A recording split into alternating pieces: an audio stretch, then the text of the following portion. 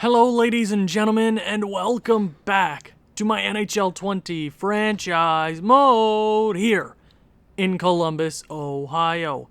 And in the previous episode, we finished up the entire 2036-2037 regular season, and as you can see right there, we struggled a bit. A 52-win season is a great season for any other team, but as the Columbus Blue Jackets, we are used to 55 plus wins every year, 60 most of the times, but this team is changing.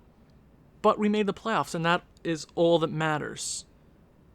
Now, before I get into this playoff round, show you all the stats from this previous season,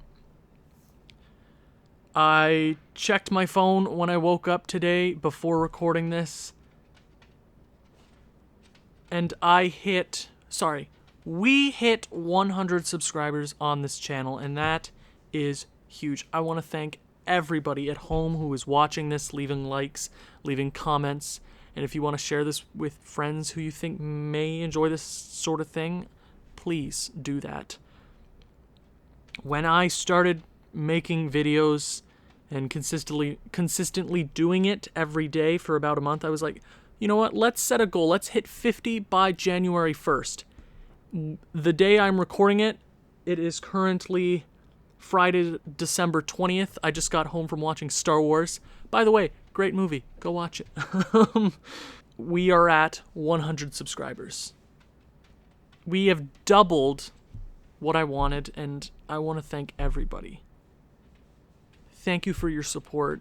It's nice having like a little community watching my stuff, and it makes this so much more worth it.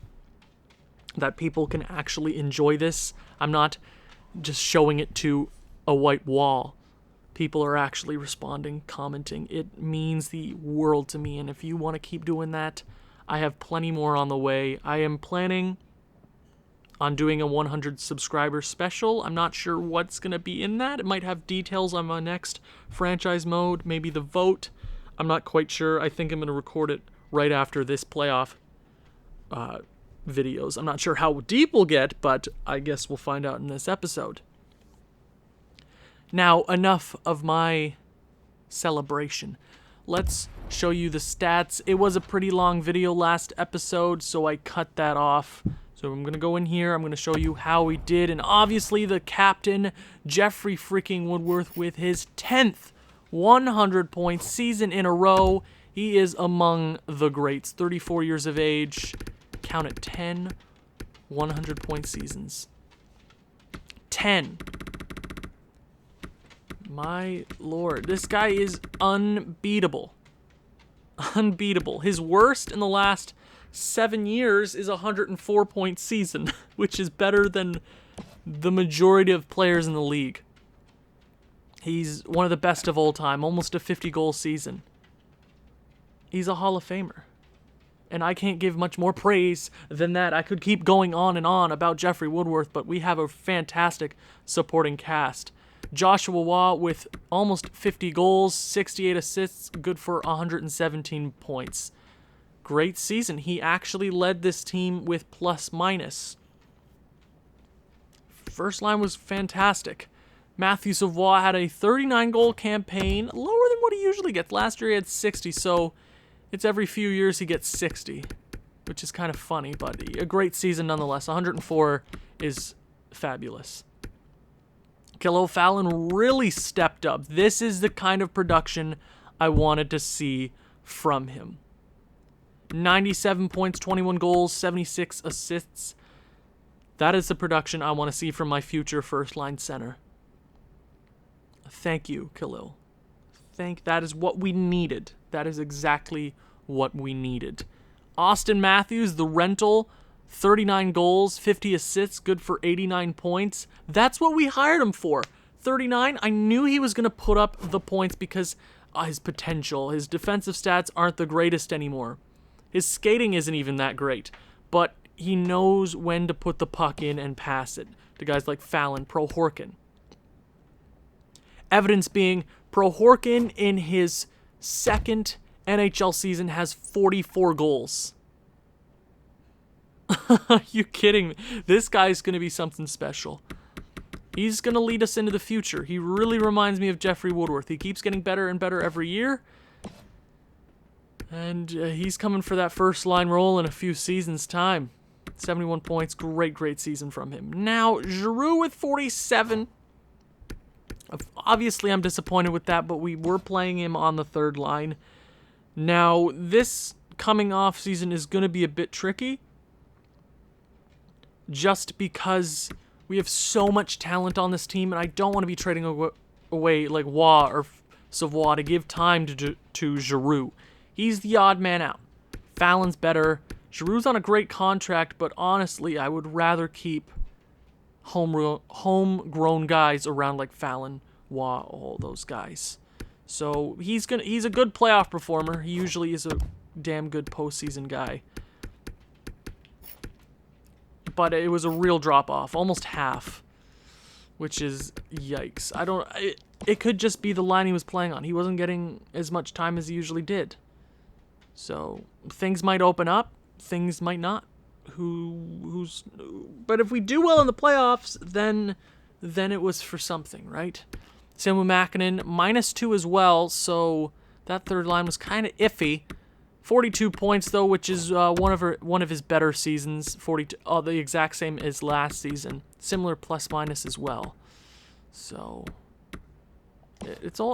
regular season doesn't matter anymore. We're in a playoff spot. Or we're in the playoffs. Carroll Hansel in his rookie season, half a point per game. Really good 20-goal campaign. Hell yeah, are you kidding me? Great season from him. Great season. Can't ask for much more than that. He was a +13 as well. So he was the best guy on, or best plus-minus on that third line. Kamitsky, 37 points as a rookie. That's big. And then Caleb Dietz, 21 points. Zach Piton, 20. And then Comrie, who, I don't know how many games he played on this team. Not great. He was a rental. We traded him for like a top 9 forward. Top 9 medium forward, sorry. But if we need somebody in the playoffs just to beat up on people, he would probably be a decent guy to have. Now, defense.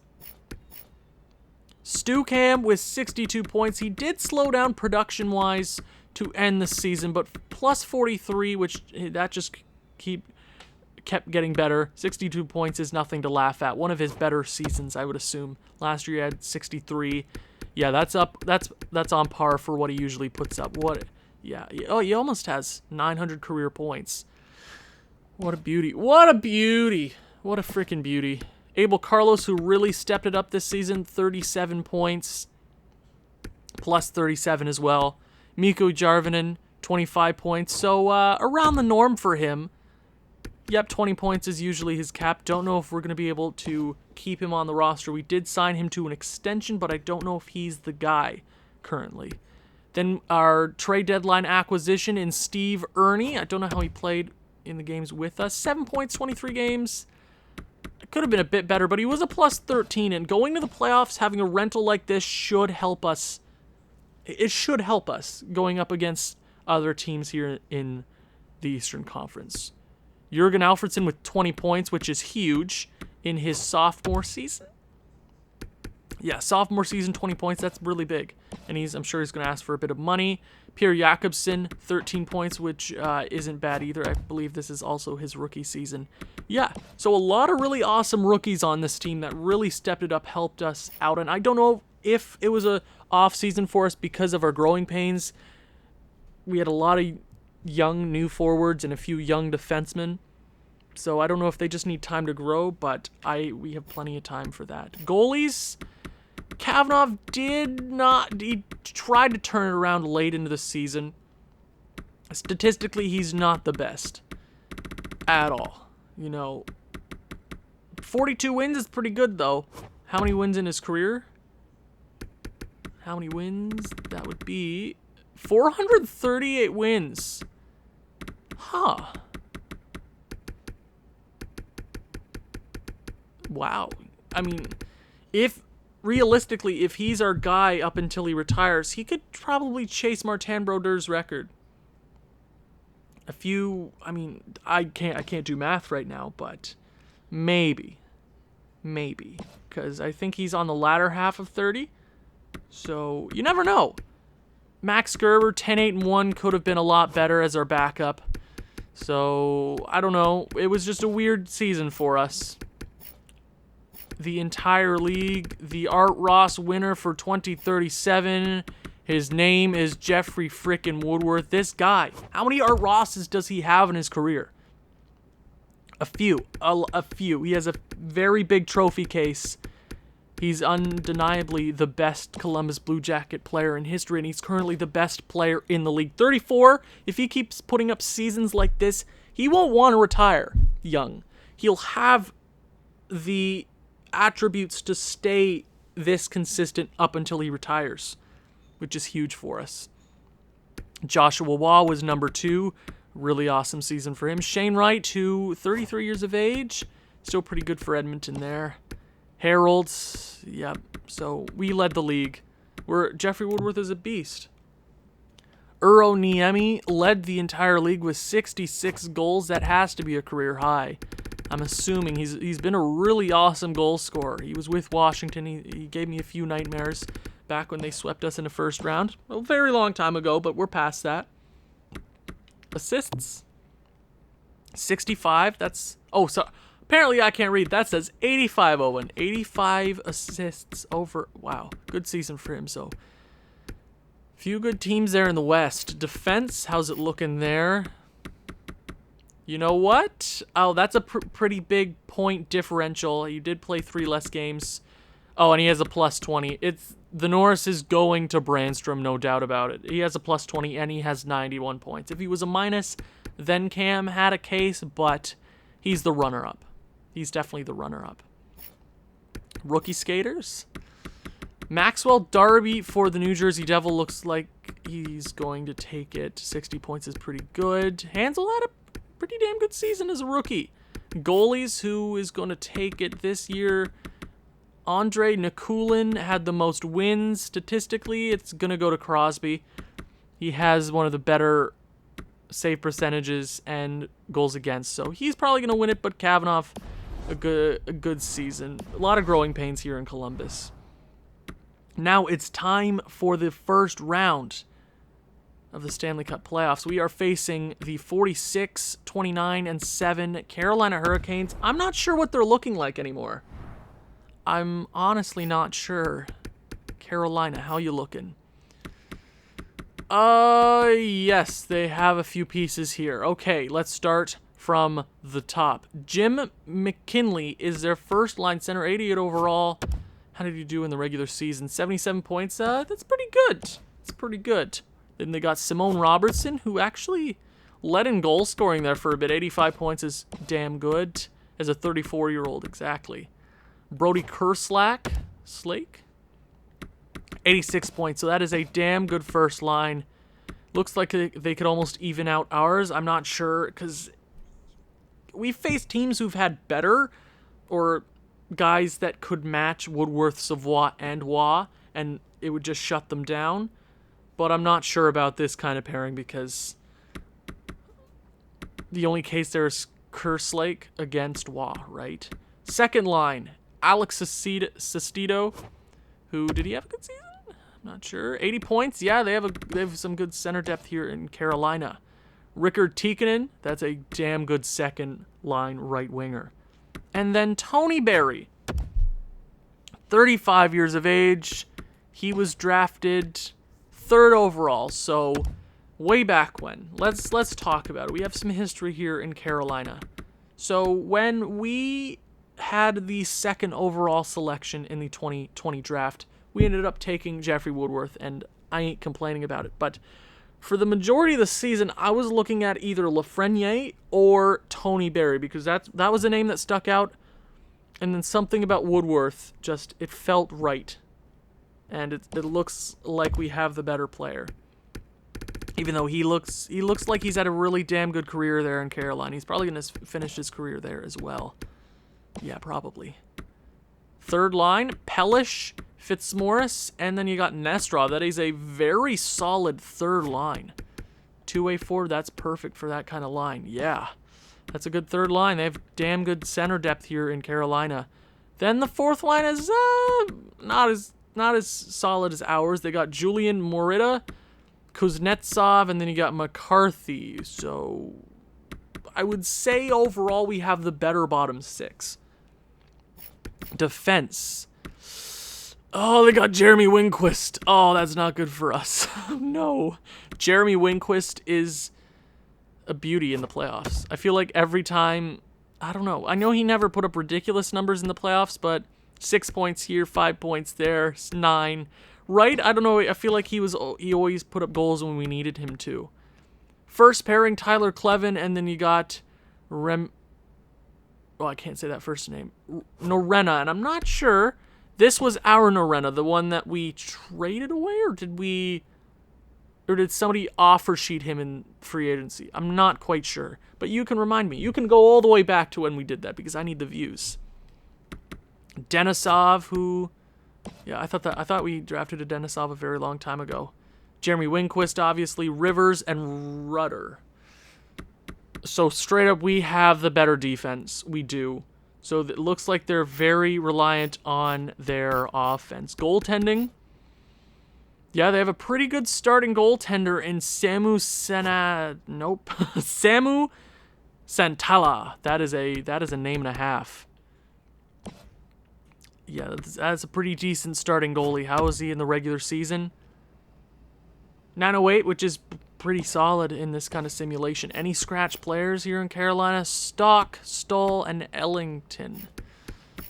Okay, personally, I think we have the better team, but we've lost to weirder teams than this. We've lost to Carolina before.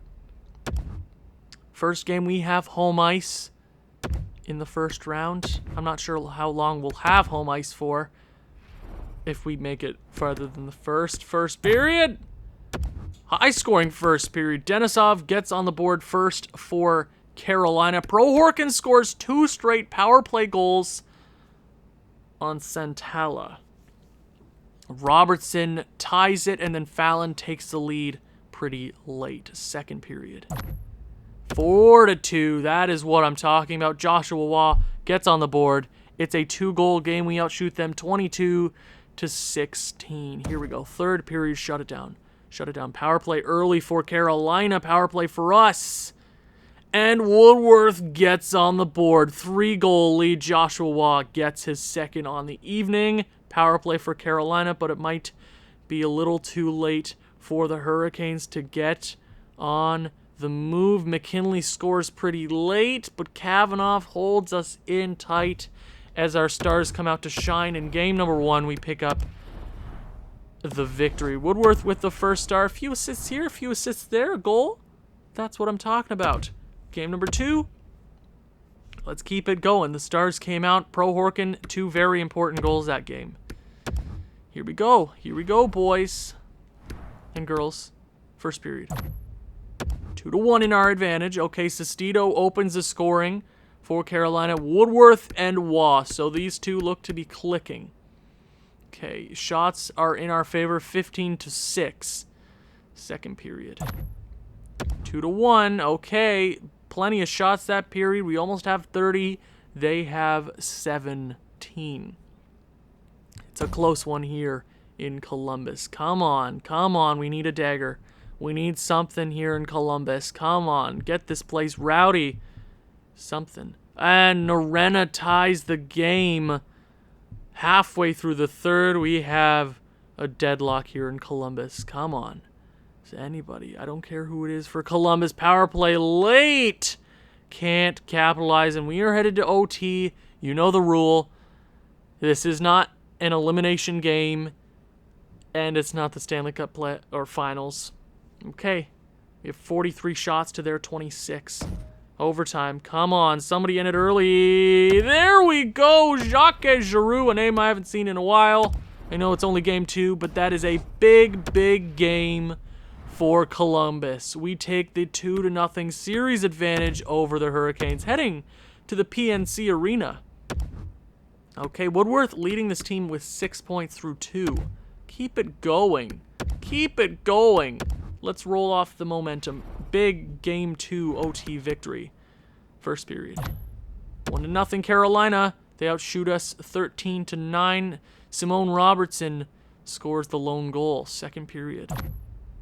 Okay, we tie the game, and then Nesterov takes the lead not very long after that. Shots are almost dead even, 20-21. Third period, we have a pretty even game, similar to last game. Stucam ties it up. It's 2-2. Simone Robertson gets his second of the game for Carolina. And Jürgen Alfredsson ties the game. The defensemen are coming in clutch this game. 2 straight goals for the defense. Okay, somebody lock it down. Power play late for Carolina. Can't capitalize. Are we heading to a second straight OT? Yes, we are. They outshoot us 31-28. Here we go. Let's continue. Let's continue. Come on, Columbus. Power play. And we get it done. Stucam on the power play. His second of the evening. And we take a stranglehold over the Carolina Hurricanes. And that is exactly what we needed.